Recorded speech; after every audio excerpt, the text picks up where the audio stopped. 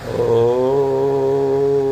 यं ब्रह्मा वरुणेन्द्ररुद्रमरुतः स्तुन्वन्ति दिव्यैस्तवैः वेदैः सङ्गपदक्रमोपनिषदैर्गायन्ति यं सामगाः ध्यानवस्थिततद्गतेन मनसा पश्यन्ति यं यगिनो यस्यान्तं नो विदुः सुरासुरगणः देवाय तस्मै नमः।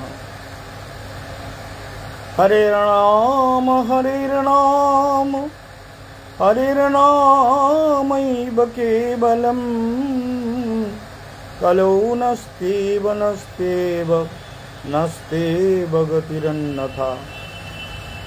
सर्वाग्रे परमारथ गुरुदेव नित्यलीला प्रविष्ट भक्ति हृदय वनदेव गोस्वामी महाराजेर चरण कमल वंदना करे ताঁর आशीर्वाद प्रार्थना करे।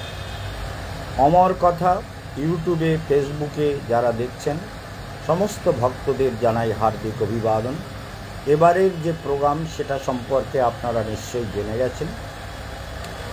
আর গীতা মহাযজ্ঞ সম্পর্কে এখনো জানানো হয়নি। 5ই নভেম্বর এর মধ্যে অনেকে এসে যারা গীতা মহাযজ্ঞে দান করতে চান অনেকে দান করে গেছেন এবং আন্দামানে যত ভক্ত আছেন প্লাস বিভিন্ন প্রান্তে জলপাইগুড়ি থেকে আরম্ভ করে আসানসোল বর্ধমান সারা বাংলায় পশ্চিমবঙ্গের সর্বত্র সবাই যত ভক্ত আছেন বৃন্দাবনেও কিছু ভক্ত আছেন গীতা মহাযজ্ঞে প্রত্যেকেরই কিছু না কিছু দান করা উচিত। সেই জন্য আপনাদের সবাইকে জানিয়ে দেওয়া হচ্ছে যে গীতা মহাযজ্ঞ হবে 5ই নভেম্বর। তার বিরাট প্রস্তুতি চলছে। প্রোগ্রাম শুরু হয়ে যাবে 1 মাসের জন্য শ্রীমদ্ ভাগবত। সেই শ্রীমদ্ ভাগবত 1 মাস ধরে চলবে। আমরা কলকাতা বৃন্দাবনে 4 তারিখে পৌঁছে যাব। আমাদের ভক্তরা অনেকে পৌঁছে যাবেন এবং 1 মাস ধরে সমস্ত বৃন্দাবনের বিশিষ্ট লোককে যেদিন উদ্ঘাটন হবে 7ই অক্টোবর সেদিনকে প্রচুর প্রোগ্রাম থাকবে, ক্যামেরা থাকবে, লোকজন থাকবে এবং বিভিন্ন ভক্তবৃন্দ সেখানে বিশিষ্ট ব্যক্তিরা প্রফেসর বিদ্বান ব্যক্তিরা তারা উপস্থিত থাকবেন। সেদিনে উদ্ঘাটন হবে 7ই অক্টোবর।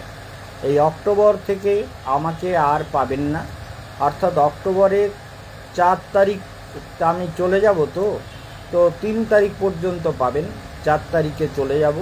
সেই জন্য কিছু ভক্তরা 3 তারিখে চলে যাবেন। আমরা টিকিট পাইনি। ওই টিকিট করা আজকাল কঠিন ব্যাপার হয়েছে। সেই ব্যাপারটা আগামী শনিবারে যারা পরিক্রমায় যাবেন তাদের টিকিট হবে শনিবার।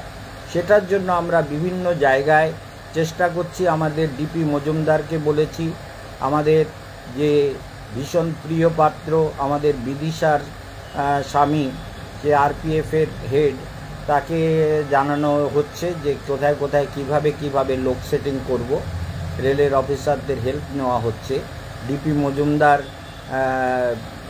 মানে রেল বিভাগের ম্যানেজার এবং তিনি এখন রিটায়ার হলেও আমাদের সঙ্গে এবং তিনি আমার সম্পর্কে যে বৃত্তান্ত কেশবানন্দের প্রবচন ও অধ্যাত্মবিদ্যা এই বইটা তিনি সম্পূর্ণ সংকলন করেছেন। কিছু আমি লিখেছি এবং সেই বইটা এখনও পর্যন্ত আপনারা অনেকেই গ্রহণ করেননি। বইটা কিন্তু পড়ে বাড়িতে রাখবেন। বেদ উপনিষদ গীতা ভাগবত সমস্ত বিষয়ের অনেক অদ্ভুত ব্যাখ্যা বা বিচার অবশ্যরূপে পাবেন। সেই জন্য একটা কথা মনে রাখতে হবে, যেহেতু আমরা জন্ম নিয়েছি কালের গতিতে আমাদের জীবন চলছে। কাল আমাদের নিয়ন্ত্রণ করে। কাল ক্রীড়তি গচ্ছতা আয়ু। আয়ু চলে যায়, অজান্তে চলে যায়। কত জীবন চলে গেছে। কেশবানন্দ মহারাজ 69 বছরে পা দিয়েছেন। 68তম জন্মদিন কমপ্লিট হয়েছে। তাহলে এই যে 69তম জন্মদিন সেটা দেখা যাচ্ছে জন্মদিন পড়েছে এবার 1 জুন সোমবার 2026-এ। সেই জন্য আপনাদেরকে প্রত্যেকে জানানো হচ্ছে যে সেটাও মাথায় রাখবেন। আর সেটার জন্য সবাই সেদিন উপস্থিত থাকবেন। এটাও মাথায় রাখবেন যে সেদিনকে জগন্নাথ দেবের স্নানযাত্রা সেই দিনে আমার জন্ম হয়েছিল গুরু ব্রহ্ম মুহূর্তে। সেই জন্য জগন্নাথ দেবের স্নান যাত্রার দিনে আপনারা সবাই অবশ্যই যোগদান করবেন। আর সেটাই এখন থেকে বলার দরকার নেই, এরপরে অনেক প্রোগ্রামে বলা হবে। তবে গীতা মহাযজ্ঞে প্রত্যেকের কিছু না কিছু শুভকর্মে উৎসাহ দেওয়া মহারাজের দায়িত্ব, তাই মহারাজ উৎসাহ দেন। আপনাদের মনে রাখতে হবে যে মহারাজ উৎসাহ দেন। মহারাজের কোনো, দেখুন কালকে আমাদের মা, মানে আমি আমার অত্যন্ত স্নেহপাত্রী, অত্যন্ত তার বাবা আমার অতি প্রিয়, আমাদের স্নেহপাত্রী মৌসুমী দেবী, তিনি কিন্তু তার 2.5 লাখ টাকা পুরো তার ঘরের জন্য বৃন্দাবনে দিয়ে দিয়েছেন সব টাকা, এবং পরিক্রমায় যাবেন বলে তার টাকাও, এসিতে যাওয়া আসার টিকিটের টাকাও পাঠিয়ে দিয়েছেন। এই জন্য মৌসুমী মা আমাদের সত্যিকারে দেখলে মানে মা বলে মনে হয়, মায়ের মতো মানে মায়ের আদর পেতে ইচ্ছে করে, মনে হয় যেন মৌসুমী মা। আর ওনার বাবা এমন হরিওম বলে সবাই চেনে, সবসময় হরিওম বলেন। তিনি আমার হার্ট অপারেশনের দিন, যতক্ষণ হার্ট অপারেশন হয়েছে, তিনি গীতা পাঠ করেছেন যে মহারাজের যাতে আরোগ্য লাভ হয়। মহারাজকে তিনি বলেন, আপনি তো ভগবান কৃষ্ণের অবতার। এইভাবে ভক্তদের শ্রদ্ধা, ভক্তি, ভালোবাসা আমার জীবনপথকে এগিয়ে নিয়ে চলেছে। আর আপনাদের সবার সহযোগিতা রয়েছে। অর্থটাকে শুভ কাজে লাগাতে হয়, আপনারও আমারও, প্রতিটি ব্যক্তির। তো মহারাজের কিন্তু পয়সার এমন অভাব নেই যে গীতা যজ্ঞে আপনাদের কাছে টাকা চাইতে হবে। তো যে যা পারবেন এটা দিতে হয়, দেওয়ার নিয়ম। আমাদের কণিকা মায়েরা এরাও আশ্রমের সঙ্গে জুড়ে আছে। গীতা মহাযজ্ঞে যে যা পারবেন সবাই অবশ্যই কিছু না কিছু দেবেন, এটা আপনাদের মঙ্গলের জন্য। আন্দামানের যত ভক্ত আছে, মিডিল আন্দামান, নর্থ আন্দামান এবং সাউথ আন্দামান, এখানে প্রচুর ভক্ত শিষ্যরা রয়েছে। তাদের কর্তব্য, আমাদের বাসুদেব রয়েছে নর্থ আন্দামানে, বাসুদেব ওখানকার সবাইকে সংগঠিত করে এবং ওর বাড়িতে উপরে বিরাট হল করেছে, যাতে সবাই এসে ওখানে প্রোগ্রামটা করতে পারে এবং সবাই এসে হরিকথা শুনতে পারে, গুরুদেব আসলে থাকতে পারে। গুরুদেবের আলাদা ঘর, ঠাকুরের আলাদা মন্দির করে সুন্দর ব্যবস্থা করেছে নর্থ আন্দামানে। সেই জন্য আমাদের বাসুদেব বিশ্বাস এবং তার ভাই দাদা গৌরাঙ্গ বিশ্বাস, তার বড় ভাই ছিল গুরুপদ বিশ্বাস, সে ক্যান্সারে মারা গেছে। সেটা ভক্ত, তার আত্মার কল্যাণ তো কামনা করি। আর তার মেয়ে বিষ্ণুপ্রিয়া, সে আমার অত্যন্ত স্নেহপাত্রী ছিল, যার কোনো তুলনা নেই। বিষ্ণুপ্রিয়ার বিয়ে হয়েছে মায়াবন্দরে, সেখানে সে থাকে। তার স্বামীও খুব ভালো স্কুল শিক্ষক শুনেছি, এবং তারপরে আর দেখা হয়নি। আমাদের বিষ্ণুপ্রিয়ার শরীরটা খুব খারাপ, সেটাও আমাকে ভাবায় যে কেন ঠাকুর ওকে এত কষ্ট দিচ্ছ। তো বিষ্ণুপ্রিয়ার শরীরের সুস্থতার জন্য ভগবানের কাছে প্রার্থনা করি, সবার জীবন মঙ্গলময় হোক, সবার কল্যাণময় হোক। আজকের কিছু হরিকথা বলি, হরিকথা শুনুন, মনের আনন্দে শুনুন। গীতা মহাযজ্ঞে অংশ নেবেন সেটাও জেনে রাখুন। আর হরিকথার মধ্যে একটা কথা, মূল কথা হচ্ছে ভগবানের শরণাগতি। শরণাগতি ছাড়া ভগবান কি বলছেন? দৈবী ঝেষা গুণময়ী মম মায়া দূরত্বয়া মামে বজে প্রপদ্যন্তে মায়া মেতাং তরন্তিতে। দৈবী হি এষা গুণময়ী, মানে ত্রিগুণাত্মিকা মায়া, সত্য রজ তমগুণের মিশ্রণে মায়া। মানবের মধ্যে কখনো দেখবেন সত্যগুণ জাগে, ভগবানকে ভজন করতে ইচ্ছে করে, কখনো রজগুণ জাগে, তখন বিষয় ভোগের দিকে লালায়িত হয়, তমগুণ জাগে, তখন পাপ কর্মে প্রবৃত্ত হয়। তো জীবের অন্তরে এই 3টে গুণের মিশ্রণ, আর মায়া মানেই এই 3টে গুণ দ্বারা সংগঠিত সব বস্তু, মানে বৃক্ষ লতা কীট পতঙ্গ পাহাড় পর্বত কি পশু পাখি জীব জন্তু যত আছে সবই ত্রিগুণের প্রকাশ। এই সত্য রজ তম গুণ প্রত্যেকটা জীবকে ভোগায়, প্রত্যেকটা জীবের জীবনে এর প্রভাব পড়ে। সেই জন্য প্রত্যেকটা জীবই আমাদের জীবনে নানান রকম কালের প্রভাব দ্বারা প্রভাবিত। সেই জন্য আপনাদের মনে রাখতে হবে যে মহারাজ বলছেন যে মম মায়া দূরত্ব, এর দূরত্ব মানে এর পরিধি এত, আব্রহ্মস্তম্ভ পর্যন্তম সর্বম মায়াময়ম জগৎ। আ ব্রহ্মস্তম্ভ পর্যন্তম সর্বম মায়াময়ম জগৎ। সর্বত্র মায়াময় জগৎ। এই মায়াময় জগতে আমরা এসে পড়েছি যখন, ভগবান বলছেন মামে বজে প্রপদ্যন্তে, আমাতে যে কমপ্লিট সারেন্ডার করে। সারেন্ডার মানে সমর্পণ, অ্যাবসলিউট সারেন্ডার মানে বাস্তবে সমর্পণ। মুখে বললাম ভগবান তুমি আমায় রক্ষা করো, ভগবান তোমার আমার কল্যাণ করো, কিন্তু হৃদয় দিয়ে বললে ভগবান কিন্তু শোনেন। আর কথাটা কে বলছেন? কেশবানন্দবান মহারাজ, যিনি জানেন যেটা করলে ভগবান আমাদের কথা শুনতে বাধ্য এবং শোনেন, এবং তিনি আমাদের সবার কল্যাণ করেন। তিনি কল্যাণময় বিধাতা, পরম মঙ্গলময় প্রভু। তার মঙ্গলের সবার মানে তার সঙ্গে তারটা জোড়েনি বলে তাই আমরা সংসারে দুঃখ পাচ্ছি। এইবার গুরুর কাছে দীক্ষা গ্রহণ করতে হবে। দীক্ষা গ্রহণ করে মন্ত্র জপে জপাত সিদ্ধি জপাত সিদ্ধি জপাত সিদ্ধি ন সংশয়। যত জপ করবেন তত সিদ্ধি লাভ হবে, তত জীবন সুন্দর হয়ে যাবে, ভাব শুদ্ধ হয়ে যাবে। ভাব শুদ্ধ সত্য শুদ্ধি, ভাব শুদ্ধ হয়ে গেলে সত্য গুণ বেড়ে যাবে, জীবন পথ সুন্দর হয়ে যাবে। ভাব শুদ্ধ সত্য শুদ্ধি, এই ভাব শুদ্ধি যত সুন্দর হবে, ভাব শুদ্ধ যত হবে, তো সাধনাটাও তত সুন্দর হবে, সত্যগুণের প্রভাব জীবনে পড়বে, জীবন পথ কল্যাণময় হয়ে যাবে। সেই জন্য আপনাদের প্রত্যেকের ভাবশুদ্ধ চেতনায় ভগবানের ভজন করা একান্ত রূপে দরকার।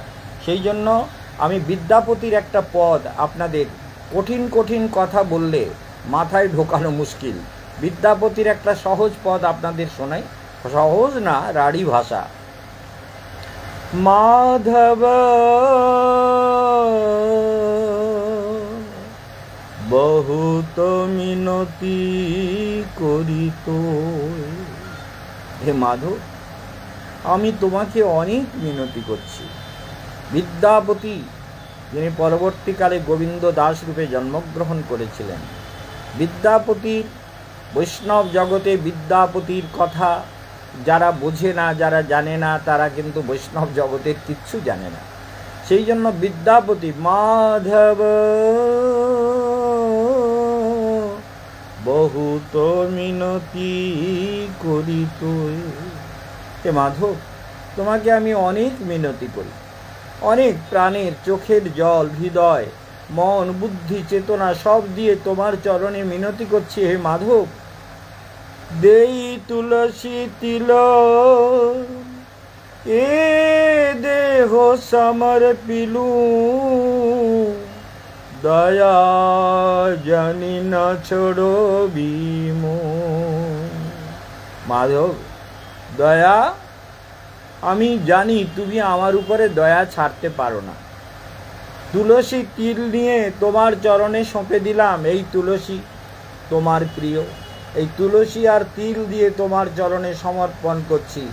আমার সমস্ত পাপ মলিনতাকে ধুয়ে তুমি তোমার করে নাও। এই জীবন তোমার, তোমাতে সমর্পিত হোক। এই জীবন তোমাতে সমর্পিত হোক, সর্বকল্যাণ বিধান হোক। দেই তুলসী তিল দেহ সমর্পিলু, দয়া জানি না ছোড়ো বিমোহে। গণইতে দোষ গুণলে সোনা পাওবি। তুমি যদি দোষ আর গুণ দুটোকে হিসেব করো না, তাহলে আমার কোনো গুণ নেই। বলে কোনো গুণ নাই কই আমার, তোমার কৃপা পাওয়ার মতো কোনো গুণ নাই কই আমার। হে মাধব, তোমার কৃপা পাওয়ার মতো যে গুণ দরকার হয়, কৃষ্ণের সকল গুণ ভক্তিতে সঞ্চার। ভক্তের মধ্যে হরাব ভক্তস্য কুতো মহৎগুণান, হরির অভক্তের মধ্যে মহৎ গুণের প্রকাশ হয় না। মহৎ গুণের প্রকাশ হয় হরিকে যারা ভালোবাসে, হরির যারা ধ্যান করে, হরিকে যারা আপন করে নেয়, তাদের মধ্যে হরিকে যত ধ্যান করে হরির গুণগুলো তার মধ্যে প্রকাশিত হয়। গণইতে দোষ গুণলে সোনা পাওবি, কৃপা করো ছোড়ো তো বিচার, বিচার করো না হে, আমার বিচার তুমি করো না হে। বিচার করলে কোনো গুণ পাবে না, বিচার তুমি করো না হে। সেদিন শুনছিলেন না যে দেখো এই সংসার কেমন, বলে দেখো অদ্ভুত ব্যাপার। বিদ্যাপতি বলছেন যে তাতল সৈকতে বারি বিন্দু সম। এই যে সংসারে সুখ যেটা পায় সেটাকে তিনি তুলনা করলেন যে তীব্র দাহে, মানে তীব্র গরমে যে বালু উত্তপ্ত হয়ে উঠেছে, তাতে যদি এক বিন্দু জল দেওয়া যায় সেই জলের অস্তিত্বও খুঁজে পাওয়া যাবে না, সঙ্গে সঙ্গে শুকিয়ে নেবে। সেই জন্য তপ্ত বালুকার উপরে এই সংসারে আমরা একটু যদি জল পাই, সুখ পাই, পত্নীর কাছ থেকে, পুত্রের কাছ থেকে, ওই বায়ুবিন্দু সম, সে সুখ নেই। রোগ ব্যাধি জ্বালা যন্ত্রণা, অর্থ সম্পদ বিপদ, বিষয় সম্পদ, নানান সমস্যা নিরন্তর এটা আমাদের ভুগিয়ে চলেছে। সেই জন্য তাতল সৈকতে বারি বিন্দু সম, সংসারে যে সুখটা পাচ্ছে ওই তপ্ত বালুকার উপরে এক বিন্দু বালির, এক বিন্দু জলের মতো। এক বিন্দু জলে না তো পিপাসা মেটে আর না বালু ভেজে। তেমনি আমরা যে সংসারে জন্ম নিয়েছি আমাদের পিপাসা তো মেটে না, কত কিছু চাই, চাওয়ার কোনো শেষ নেই। বিষয় সংসার, বিষয় সমৃদ্ধি নিরন্তর জীবকে ভুগিয়ে চলেছে। সেই জন্য এখানে কি বলছেন যে কৃপা করি ছোড়ো তো বিচার। বিচার করলে আর তোমার কৃপা পাওয়া হবে না। তুমি যদি নিষ্কপট বলবো না, তুমি যদি অহৈতুকী কৃপা করো, মানে কোনো হেতু নেই, এই বলে এই কারণে তোমায় কৃপা করলাম, সে কারণ তো ভালো কারণ কিছু নেই তো। সেই জন্য তুমি যদি তোমার করুণা শক্তি দিয়ে তুমি যদি আমায় উদ্ধার করো, গুরুর চরণে সমর্পণ করলে ভগবানের করুণা শক্তি গুরুর মাধ্যম দিয়ে শিষ্যের মধ্যে আসে। সেই জন্য মনে রাখবেন, গুরু কৃপা ছাড়া ভগবানের কৃপা জীব পায় না, বঞ্চিত হয় সংসার পরিক্রমাতে। তুহু জগন্নাথ জগতে কহায়সী, তুমি তো জগন্নাথ, জগতে সবাই কি বলে, তুমি জগন্নাথ জগতে কহায়সী। জগতে সবাই কয়, সবাই বলে তুমি জগতের নাথ। পাপীরও জন্য, পুণ্যাত্মারও জন্য, সুখীর জন্য, দুঃখীর জন্য, সমস্ত প্রাণীর জন্য তুমি তো সবার নাথ, সবার পতি, সবার রক্ষক, সবার প্রভু। জগতে কহায়সী জগবাহির নহ মুই ছাড়। বলো আমি কি জগতের বাইরে? তুমি যদি জগতের নাথ হও তাহলে তো আমারও নাথ। বলে আমি কি তোমার জগৎ ছাড়া, আমি কি তোমার জগৎ ছাড়া। হে জগন্নাথ জগতের প্রভু, আমি কি তোমার জগৎ ছাড়া। তাহলে কি মানুষ পশু জন্মিয়ে, হ্যাঁ মানুষ পাখি জন্মিয়ে, পশু পাখি যায়, পশু পাখি জন্মিয়ে, অথবা কীট পতঙ্গে, আমি কীট পতঙ্গ হতে পারি, পশু পাখি হতে পারি, কত কিছু হতে পারি, কিন্তু প্রভু হে কি মানুষ পশু জন্মিয়ে, অথবা কীট পতঙ্গে, কি মানুষ পশু পাখি কীট পতঙ্গ আদি যাতেই আমার জন্ম হোক, কিন্তু প্রভু কর্ম বিপাকে গতাগতি পুনঃ পুনঃ, কর্মফলে জীবের জন্ম হয়তো।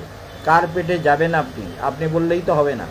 ধ্যান করে চেতনাটা যে স্তরের করেছেন সেখানে যেতে হবে। চেতনা ধ্যান, এক্ষুনি আমাদের কর্ণপাল ফোন করেছিল, বলে বাবার বার্ষিক কোথায় করব? তাহলে ওখানে যদি বৈষ্ণবরা করেন করো, আর যদি না হয় তাহলে তুমি অবশ্য রূপে বসে যাও। আমাদের ওই ফ্যানটা চালিয়ে দিয়েছেন, উপরের সুইচটা ওই ধারে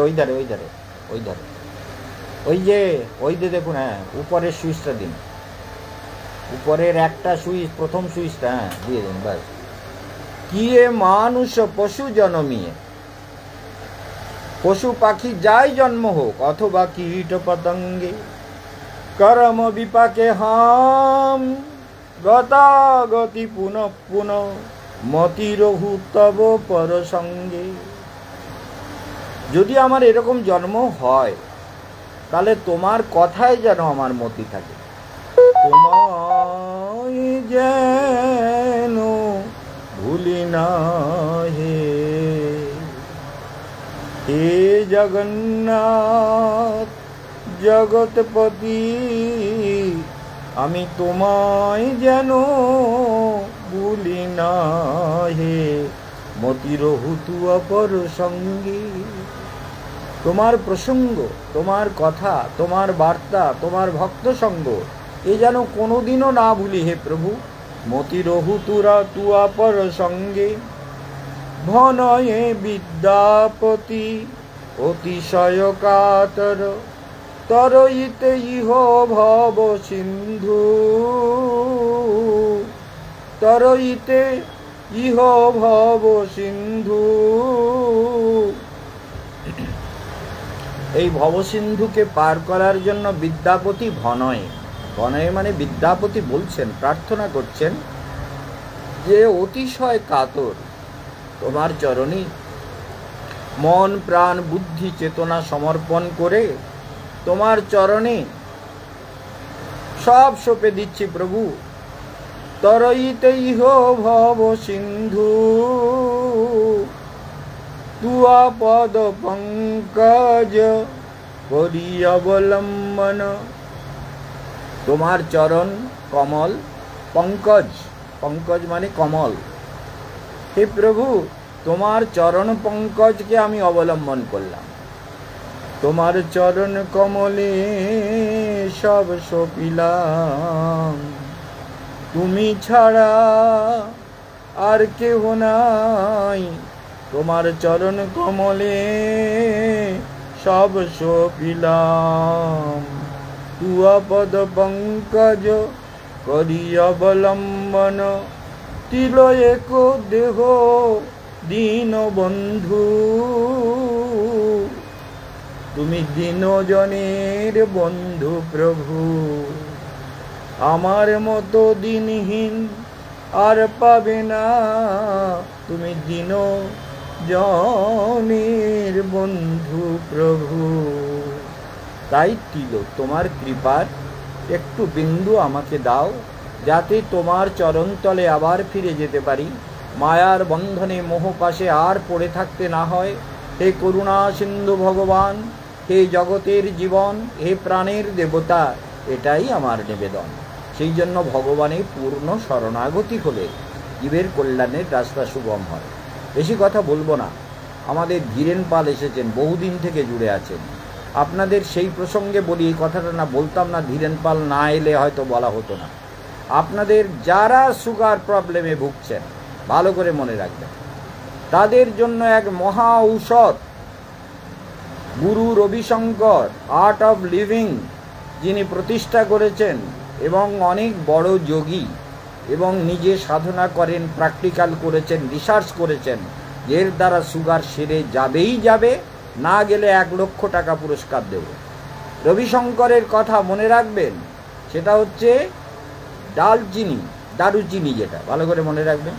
দারুচিনিটাকে ভালো করে মিক্সিতে ডাস্ট গুঁড়ো করে নেবেন, গুঁড়ো করে নিয়ে ভোরবেলা উঠে ওই জলটা বা ওই দারুচিনিটা 1-1.5 চামচ মতো দিয়ে ভালো করে ফোটাবেন, ফুটিয়ে নেবেন, নিয়ে তারপরে দেখবেন লাল হয়ে গেছে, একদম অদ্ভুত লাল লাল হয়ে গেছে। ওই দারুচিনির জলটাকে একটু ঠান্ডা উষ্ণ গরম থাকতে জলটা ঢকঢক করে খেয়ে নেবেন। এইটা বিকেলবেলাও একবার করতে পারেন, যখন ঘুম থেকে উঠবেন তখন একবার খাবেন। উনি বলছেন 5 দিনের মধ্যে সুগার কমপ্লিট হয়ে যাবে। আর আমি বলছি, আমি এইটা খেয়ে আমি জগৎকে বলবো না, তবে আমি পুরো সুস্থ হয়ে যাই, বলে দেবো যে আমি একদম কিওর হয়ে গেছি। তবে কিওর হওয়ার লক্ষণ এসে গেছে, মানে সুগার যে প্রবলেম হচ্ছিল, ইনসুলিন তো পুরো বন্ধ করে দিয়েছি, ইনসুলিন আমি নিই না। এবং আমার এত কাজের মধ্যেও আমি কিন্তু অনেক প্রবলেম সলভ করি। এই জন্য আপনাদের বলে দিলাম যে দালচিনি বা দারুচিনি যেটা বলেন, ওইটাকে গুঁড়ো করে ওটাকে 1-1.5 চামচ দিয়ে 4 পাতলিতে এতে করে ভালো করে ফুটিয়ে ফুটিয়ে 1 গ্লাসের একটু বেশি জল ফুটিয়ে নেবেন, ফুটিয়ে ফুটিয়ে ফুটিয়ে ফুটিয়ে তারপরে ওটাকে ছেঁকে নেবেন, নিয়ে তারপরে জলটাকে একটু ঠান্ডা হয়ে গেলে ঢক ঢক করে খেয়ে নেবেন সকালবেলা, ফার্স্ট মর্নিং। 3-4 ঘন্টা কিছু খাবেন না, তারপরে আবার দুপুরে যা খেলেন, বিকেলবেলা আবার আর একবার যখন ঘুম থেকে উঠলেন, যখন বিশ্রাম করে উঠলেন, তখন আর একবার খেয়ে নেবেন। উনি একবারই খেতে বলছেন, আমি 2বার খেতে বললাম। খান, খেলে সুস্থ হয়ে যাবেন একদম, সুগার থেকে মুক্ত। উনি বলছেন ভারতবর্ষকে আমি 2025-এর মধ্যে সুগার মুক্ত করব। তাহলে আমাদের প্রচার করা দরকার। তাহলে গুরু রবিশঙ্কর যখন বলছেন যে আমি আমার বৈজ্ঞানিকদের, আমার শিষ্যদের নিয়ে রিসার্চ করে এটা পেয়েছি, এবং ভারতে ঋষিরা এই জল খেতেন, এটাতে পুরো এনার্জি তৈরি হয়, পাওয়ার তৈরি হয়, সেই জন্য সুগারের জন্য এটা বলা হলো। সবাই ভালো থাকবেন। আর গীতা মহাযজ্ঞের জন্য যার যা ভক্তি শ্রদ্ধা সেরকম দান করবেন, এটা অবশ্যই করবেন, করলে আপনাদের অবশেষ মঙ্গল হবে। কারণ গীতা যজ্ঞে আমি নিজে আপনাদের নামে আহুতি